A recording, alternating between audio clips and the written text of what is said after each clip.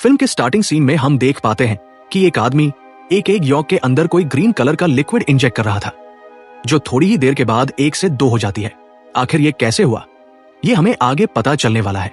Scene cut होकर हमें दिखाया जाता है कि कुछ लोग एलिजाबेथ स्पार्कल नाम का एक स्टार बना रहे हैं। दरअसल एलिजाबेथ एक बहुत ही खूबसूरत मॉडल है और साथ में एक शो की होस्ट भी रह चुकी है।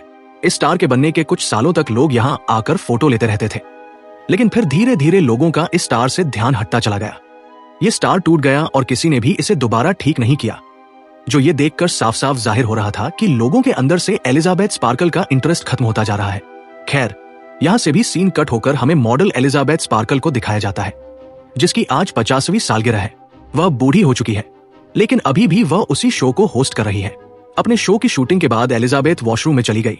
तब उसे पता चला कि लेडीज वॉशरूम किसी वजह से बंद पड़ा हुआ था, इसीलिए वो मेल वॉशरूम में चली गई। वहां पर शो का डायरेक्टर भी आ गया। वो अपने फोन पर बात करते करते चिल्लाकर कह रहा था कि अब एलिजाबेथ पहले जैसी नहीं रही। उसी की वजह से जहां पहले उन्हें रेटिंग बहुत हाई मिलती थी, अब उनकी टीआरपी लगातार गिरती जा रही है। इसीलिए मुझे अब एलिजाबेथ को बदलना है। मुझे कोई नई, जवान और काफी खूबसूरत लड़की चाहिए ताकि शो पहले जैसा हो सके। ये सुनने के बाद तो एलिजाबेथ का दिल ही टूट जाता है। उसे अपनी जिस खूबसूरती पर घमंड था, आज वो खत्म हो गई थी। वो गौर से अपने आप को शीशे में घूरती रह गई, क्योंकि उसके चेहरे पर अब बहुत सारी झुर्रियां आ चुकी थी। अपने जवान न होने का दुख तो था ही, लेकिन अब एक और दुख जुड़ चुका था कि उसे शो से निकाला जा रहा था। एलिजाबेथ ऐसे हार मानकर सब कुछ नहीं छोड़ने वाली थी। वो पहले डायरेक्टर से मिलने के लिए जाती है, जहां डायरेक्टर बताता है कि देखो एलिजाबेथ, मैं तुम्हारी कोई मदद नहीं कर सकता क्योंकि मेरा शो लोगों से चलता है। मैं लोगों के साथ धोखा नहीं करना चाहता। मैं उन्हें वो देना चाहता हूं जो उन्हें चाहिए, यानी खूबसूरती, और अब वो तुम में नहीं बची है। डायरेक्टर के इन शब्दों ने एलिजाबेथ को झकझोर कर रख दिया। उसने शो से अलविदा तो ले लिया, लेकिन कार चलाते समय उसके कानों में डायरेक्टर की बातें गूंजती रही। ड्राइविंग से उसका ध्यान हट गया और सामने से आती हुई गाड़ी से उसकी कार का भयानक एक्सीडेंट हो गया। लेकिन बाद में पता चलता है कि एलिजाबेथ को इतने खतरनाक एक्सीडेंट में एक खरोंच तक नहीं आई थी। उसकी किस्मत यहां साथ दे रही थी। खैर, डॉक्टर ने एलिजाबेथ को हॉस्पिटल से डिस्चार्ज तो कर दिया, लेकिन तभी वो फूट फूट कर रोने लग गई, क्योंकि उसने रास्ते में बिलबोर्ड से अपनी पिक्चर उतरते हुए देख ली थी। देखने को मिलता है कि यहाँ पर एक नर्स उसकी रीढ़ की हड्डी चेक करने लगती है और फिर उसे कपड़े देकर चेयर से उतार देती है। एलिजाबेथ जैसे ही हॉस्पिटल से बाहर निकली, उसे महसूस हुआ कि नर्स ने उसके कपड़ों में कोई मैसेज रख दिया था। मैसेज में लिखा हुआ था, इसने मेरी लाइफ बदल दी। उसी के साथ उसके हाथ में एक ड्राइव भी थी, जिस पर लिखा हुआ था द सब्सटेंस। एलिजाबेथ घर आकर कंप्यूटर में उस ड्राइव को चलाती है, जिसमें द सब्सटेंस नाम के एक फ्लूइड के बारे में जानकारी दी जा रही थी। यह दरअसल एक जादुई पदार्थ था जो किसी भी व्यक्ति को एक नया और जवान वेरिएंट दे सकता था। इस फ्लूइड के साथ एक और फ्लूइड मिलने वाला था, जो दोनों बॉडीज, पुरानी और नई, को एक साथ जोड़कर रख सकता था। जो भी इंसान इस सब्सटेंस को यूज करता, उसके लिए हर 7 दिन में अपने दोनों वेरिएंट्स को स्विच बदलना करना जरूरी था। नए वेरिएंट यानी जवान बॉडी को स्थिर रखने के लिए हर रोज उसे एक इंजेक्शन लगाना पड़ता था। वो इंजेक्शन उस खास सब्सटेंस का था जो पुरानी बॉडी की रीढ़ की हड्डी से निकालकर बाहर आता था। जब एक बॉडी एक्टिवेट रहती, उस समय दूसरी बॉडी बेहोशी की हालत में रहती। पहले तो एलिजाबेथ को यह सब झूठ लगा और उसने फ्लैश ड्राइव को डस्टबिन में फेंक दिया, लेकिन रात में उसे फिर से ब्रेकडाउन महसूस होने लगा। घर पर लगी अपनी जवानी की तस्वीरें उसे परेशान करने लगी। तब उसने होश खोते हुए उसी नंबर पर कॉल किया और कहा, मुझे वह सब्सटेंस ऑर्डर करना है। दूसरी तरफ से जो भी बात कर रहा था, उसने एलिजाबेथ से ज्यादा बात नहीं की, बस उसका एड्रेस पूछा और एक खास पता बताकर कॉल काट दी। अगली सुबह दिखाया जाता है कि एलिजाबेथ आराम से न्यूज़पेपर पढ़ रही थी, जहां उसे एक विज्ञापन नजर आया। वो विज्ञापन उसी की कंपनी ने एलिजाबेथ को रिप्लेस करने के लिए एक नई मॉडल की तलाश में दिया था। ये देखने के बाद वह भावुक और उदास हो गई। न्यूज़पेपर के साथ उसे एक ब्लैक कलर का लिफाफा भी मिला था, जिसे खोलने पर उसमें एक नंबर लिखा हुआ था। अब एलिजाबेथ उस सीक्रेट लोकेशन पर पहुंच जाती है, जो काफी अंदर की तरफ एक खुफिया जगह जैसी दिख रही थी। पता चला कि ये तो एक लॉकर रूम था। एलिजाबेथ ने कार्ड के जरिए अपना लॉकर खोला, जहां एक बॉक्स था। वो उसे लेकर घर आ गई। घर आकर जब उसने बॉक्स खोला तो उसमें बहुत सारी चीजें निकली। सबसे पहले एक सीरम के साथ इंजेक्शन था, जिसे सिर्फ एक बार इस्तेमाल करना था। साथ में एक स्टेबलाइजर किट भी थी, जिसके जरिए हर रोज जवान बॉडी को स्थिर रखना था। यह बात उसे पहले ही पता चल चुकी थी कि स्टेबलाइजर का फ्लूइड एलिजाबेथ की रीढ़ की हड्डी से निकलेगा। शरीर बदलने के लिए एक खास किट और दोनों बॉडीज के लिए खाना भी दिया गया था। एलिजाबेथ वॉशरूम में चली जाती है और काफी देर तक अपने शरीर को देखती रहती है। वो फैसला नहीं कर पा रही थी कि उसे ये करना चाहिए या नहीं।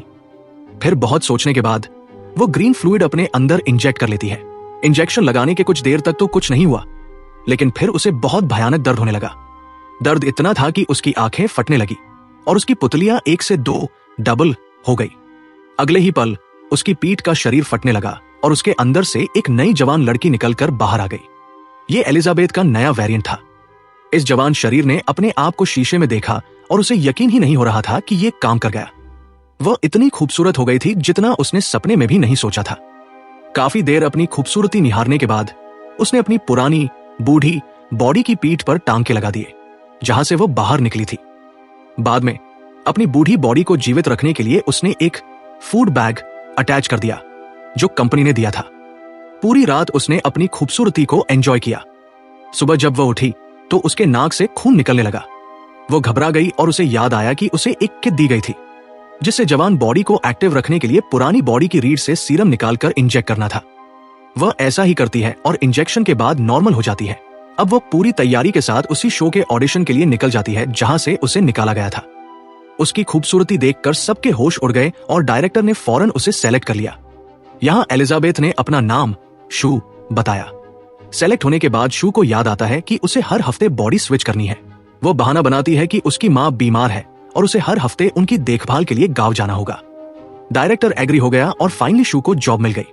वो अपनी इस नई बॉडी का भरपूर आनंद ले रही थी। अपनी खूबसूरती के दम पर उसने बहुत जल्दी ढेर सारे फॉलोअर्स बना लिए और पूरे शहर में उसके बिलबोर्ड लग गए। नई बॉडी में अब 6 दिन गुजर चुके थे और 7वां दिन आ गया, यानी बॉडी शिफ्ट करने का दिन। अब एक हफ्ते के लिए एलिजाबेथ बूढ़ी बॉडी एक्टिव रहने वाली थी। बॉडी शिफ्ट करने के बाद एलिजाबेथ ने अपनी नई बॉडी को फूड बैग से अटैच किया और ऑफिस चली गई। वहां डायरेक्टर ने उसे पैसे देने के बजाय एक गिफ्ट दिया और उसकी बुराई करके ऑफिस से निकाल दिया, जिससे उसे बहुत बुरा लगा। अगले दिन न्यूज़पेपर के साथ उसे कंपनी का एक लिफाफा मिला जिसमें मैसेज था कि उसकी नई रिफिल किट आ चुकी है। एलिजाबेथ उसे ले आती है और 7 दिन पूरे होने पर फिर से शू में बदल जाती है। अब इस नई बॉडी में वो दुनिया के सारे मजे लेना चाहती थी। अपनी सच्चाई छुपाए रखने के लिए उसने घर की एक दीवार तोड़कर एलिजाबेथ की बूढ़ी बॉडी को वहां छुपाने का फैसला किया। तोड़फोड़ के शोर से उसका पड़ोसी परेशान होकर शिकायत करने आया, लेकिन शू की खूबसूरती देखकर वो सब भूल गया। शू ने एटीट्यूड के साथ उसके मुंह पर दरवाजा बंद कर दिया। कई घंटों की मेहनत के बाद उसने घर के अंदर एक खुफिया कमरा बना लिया और एलिजाबेथ की बूढ़ी बॉडी और उसकी पुरानी तस्वीरें वहां छुपा दी। शू को अपनी नई जिंदगी में इतना मजा आ रहा था कि वो भूल ही गई कि आज उसकी शिफ्टिंग का दिन था। पुरानी बॉडी का खाना खत्म हो रहा था और उसे वापस एलिजाबेथ बनना था। शू एक दोस्त को घर लेकर आई थी। तभी अचानक उसे शरीर में अजीब सनसनाहट और दर्द महसूस हुआ। वह समझ गई कि स्विच करने का समय है, लेकिन उसके मन में लालच आ गया। उसने इस जवान शरीर में थोड़े और समय रहने का फैसला किया और एलिजाबेथ की बॉडी से सारा सीरम निकालकर खुद को इंजेक्ट कर लिया। वो तो ठीक हो गई, लेकिन एलिजाबेथ की बॉडी के साथ क्या होने वाला था, ये आगे पता चलेगा। शू ने 7 दिन और गुजार दिए। जब उसने अंततः बॉडी स्विच की और एलिजाबेथ के शरीर में आई, तो उसने देखा कि उसकी एक उंगली गलकर सड़ चुकी थी। यह उसकी लापरवाही का नतीजा था। एलिजाबेथ ने घबराकर कंपनी को कॉल किया, लेकिन कंपनी ने कहा इसका कोई इलाज नहीं है, जो हो गया उसे ठीक नहीं किया जा सकता। कंपनी ने उसे याद दिलाया कि तुम 2 अलग लोग नहीं, बल्कि एक ही हो। जो नई बॉडी निकली है वह भी तुम ही हो, इसलिए आगे से ध्यान रखना। एलिजाबेथ नई रिफिल किट लेने गई और फिर एक रेस्टोरेंट पहुंची। वहां उसे एक बूढ़ा आदमी मिला जो अजीब बातें कर रहा था। एलिजाबेथ ने गौर किया कि उस आदमी के हाथ पर वैसा ही निशान था जैसा हॉस्पिटल की नर्स के हाथ पर था। वो समझ गई कि यह उस नर्स का पुराना वेरिएंट है। उस आदमी ने पूछा, क्या तुम्हारी नई बॉडी ने तुम्हें खाना शुरू कर दिया है? ये सुनकर वो डरकर भाग गई। घर आकर उसने खुद को संवारने की कोशिश की, लेकिन जब बाहर शू के बड़े पोस्टर देखे तो उसका आत्मविश्वास टूट गया। उसने डिप्रेशन में आकर खूब खाना खाया और सो गई।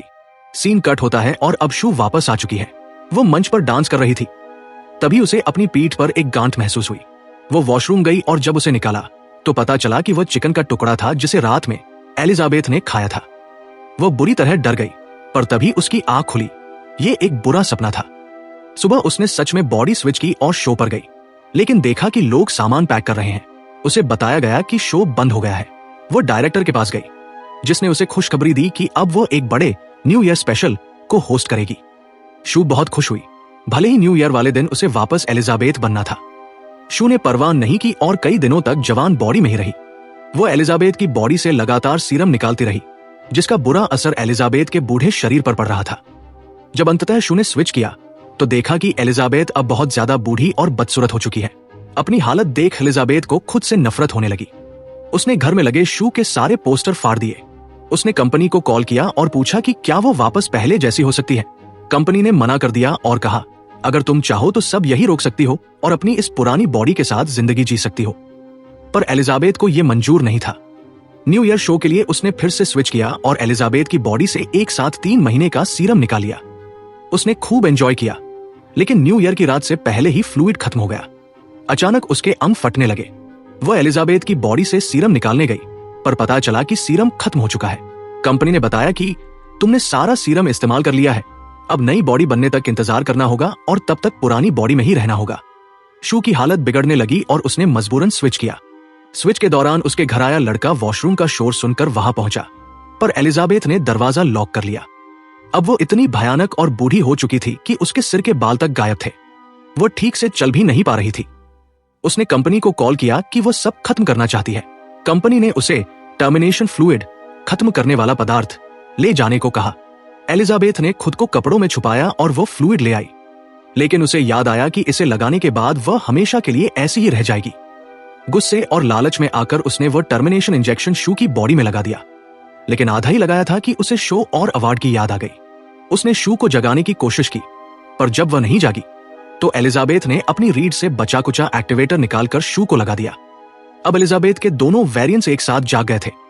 शू ने जब देखा कि एलिजाबेथ उसे खत्म करने वाली थी तो उसने गुस्से में एलिजाबेथ को इतना मारा कि उसकी जान ही ले ली। अपने आप को ही मारने के बाद शू को एहसास हुआ कि उसने बड़ी गलती कर दी है। अब उसे सीरम देने वाला कोई नहीं बचा था। वो खून साफ करके शो पर पहुंची। वहां उसे अच्छा महसूस हो रहा था, पर अचानक उसकी नाक से खून बहने लगा और उसके दांत टूटने लगे।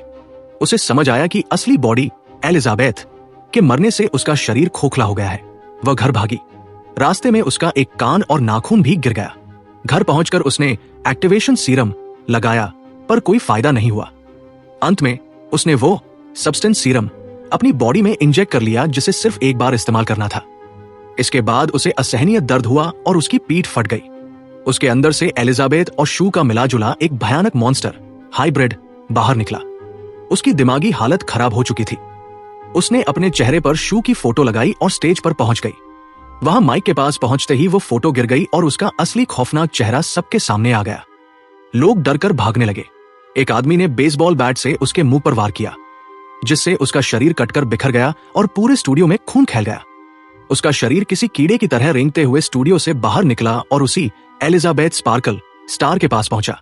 अंत में उसका चेहरा उस स्टार पर लेटा मुस्कुरा रहा था, जो थोड़ी देर बाद फटकर बिखर गया। अगली सुबह एक सफाई कर्मचारी ने उस खून को साफ कर दिया। यह खौफनाक कहानी यहीं खत्म हो गई।